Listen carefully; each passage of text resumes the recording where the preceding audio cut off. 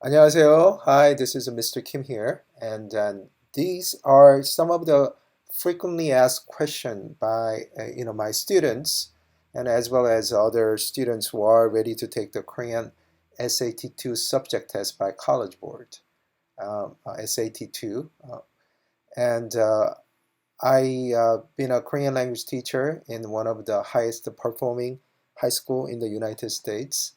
And then my students have been doing pretty good job. Some of them got 800, and many of them over 700, 600, so on. So I'm going to go over some of the typical questions asked by many people. 1번, number one, what is a typical range score? 500에서 800, so 500 to 800. Those are the typical range of the score. Usually, if you study well, you can get over about 600. The College Board says last one of the past year, the average was a 678. So Korean language actually SAT 2 has the highest the average overall. I guess a lot of Korean heritage students has been taking this exam for their advantage. But now in the Korean classes throughout the United States in high school, we have a lot of non-heritage students. They are doing excellent work. So if you are non-heritage students, you might want to try. And then if you get an 800 out of 800, that's like fantastic, right? But if you get a 600, that's a pretty good score. If you get a 600, that's usually about 70 to 80% if you get it in the test. And then you qualify for the state syllabi literacy exam, especially in California. Syllabi literacy in Korean is not many people have this syllabi literacy in Korean. So Korean language is one of critical language and start teaching language in the United States.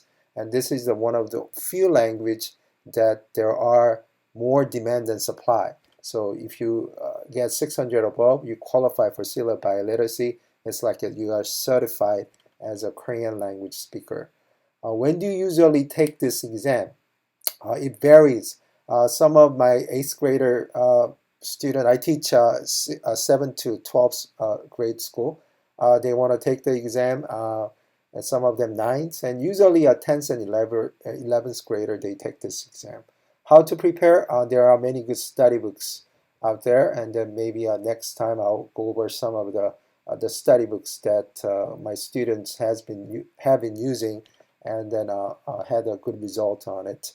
The most easiest sections it's from the students is listening. It has about 20 questions roughly, but it goes really fast and repeats only once. 한 번, 딱 한 번만 해요. 그러니까 you have to pay super careful attention. They don't repeat to you, and then it's done.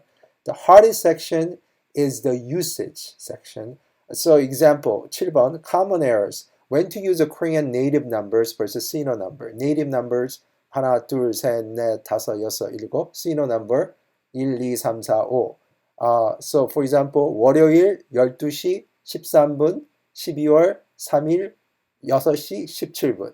So in that sentence, Monday 12, 13, December 3rd, 6, 17. Okay, I use a native Korean number, Sino Korean number, vice versa. And then they're going to ask you, when do you use Sino number? When do you use the native number? Especially with the times. Or 사람 한 명, which is one person. 사람 한 개. As you know, the K is a unit for the thing. Okay? And then you're going to tell which is correct. Is it 사람 한 명 is correct? 사람 한 개 is correct. And then 존대어, 경어, which is honorific sentence, right? So 선생님이 말씀하셨습니다. Teacher was talking to you, right? And then 선생님이 말씀했어. That's not honorific. 아버지 이리 와. That's not honorific. 아버지 이리 오세요. So that's the important thing. And then 의성어 is a sound. The 강아지는 멍멍. The dog is 멍멍. 돼지, the pig is 꿀꿀. And then there are those some of the 의성어 that's like animal sound. You would and then 가랑비가 내립니다. It's like the rain is dropping. How the rain dropping sound. Those are the not commonly taught in the regular Korean curriculums. So that's the one that kind of usually the test prep books cover as well. And also the Korean government, the LA 교육원, they offer excellent the Korean prep course usually during the summer.